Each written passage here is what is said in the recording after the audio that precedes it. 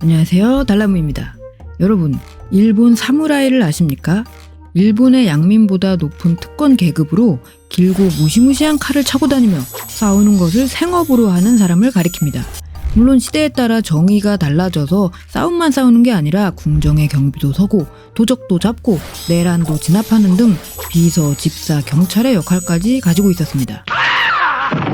그리고 사회에 불만을 품은 사무라이는 쯔즈길이라고 해서 길 가는 사람을 묻지도 따지지도 않고 검으로 베어 죽이기도 했습니다.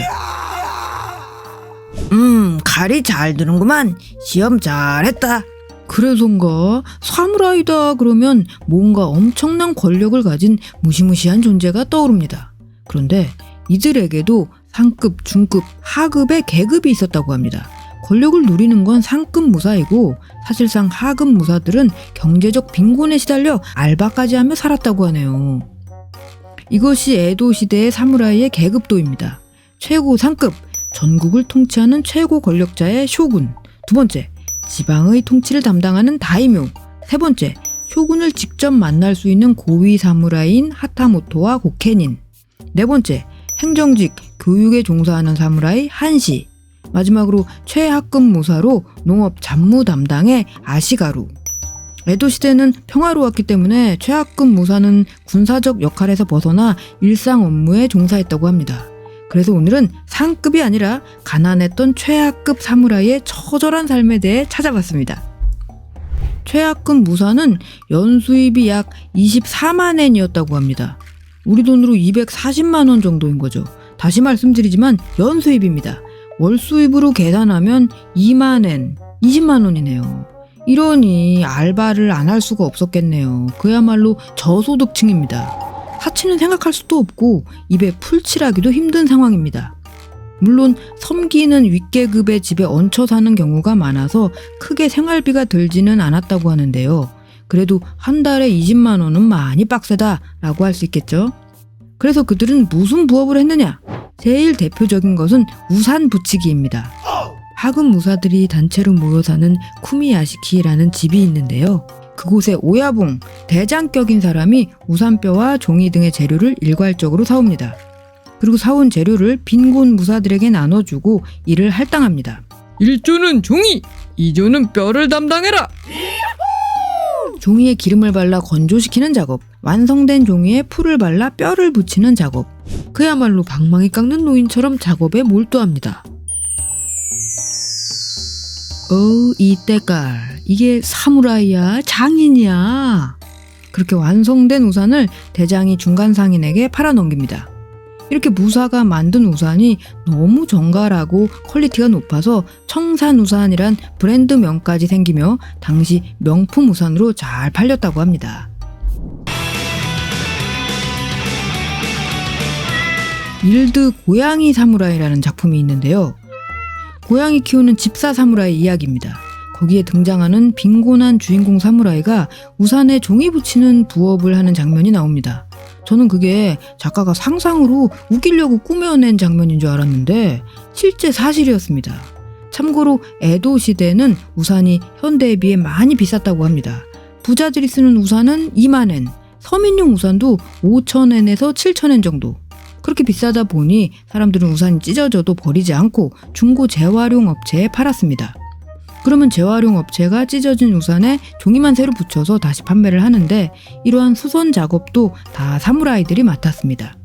오늘날 일본 우산이 있기까지 사무라이를 빼고 논할 수는 없겠네요. 그리고 다른 알바로는 등불에 글씨 쓰기.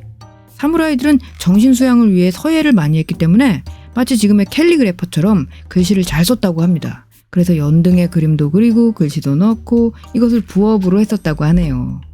또 다른 알바로는 곤충 브리더. 방울벌레, 귀뚜라미 이런 울음소리가 나는 벌레 양식을 했다고 합니다. 당시는 벌레를 나무장에 넣고 울음소리를 즐기는 사람들이 많았기 때문이라네요. 그래서 반려곤충 마니아에게 곤충을 파는 곤충 브리더도 짭짤했다고 합니다. 그리고 금붕어 양식을 해서 판매했다고 합니다.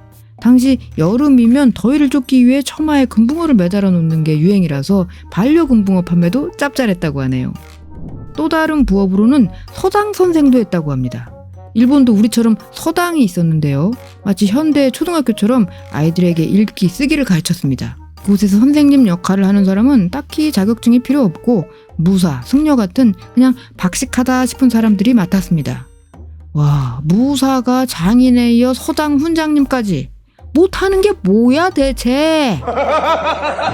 그 외에 연날리기 행사를 할 때 파는 연도 무사들이 만들어서 팔았다고 합니다. 손재주가 정말 어마어마했나 봅니다.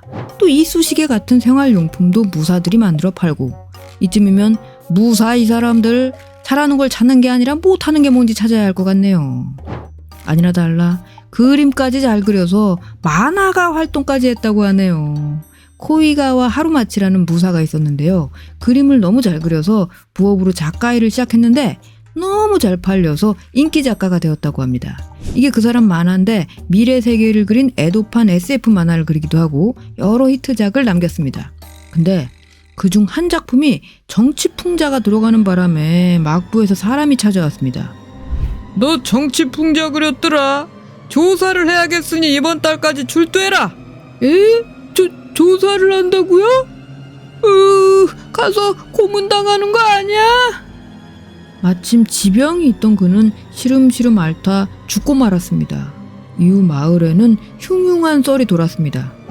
지병이 아니라 너무 무서워서 자살한 거래요. 자살이야? 아이고, 그러게 왜 풍자 만화를 그렸노? 만화가 너무 유명해진 바람에 오히려 비극을 맞이한 슬픈 이야기입니다. 하급 무사의 삶.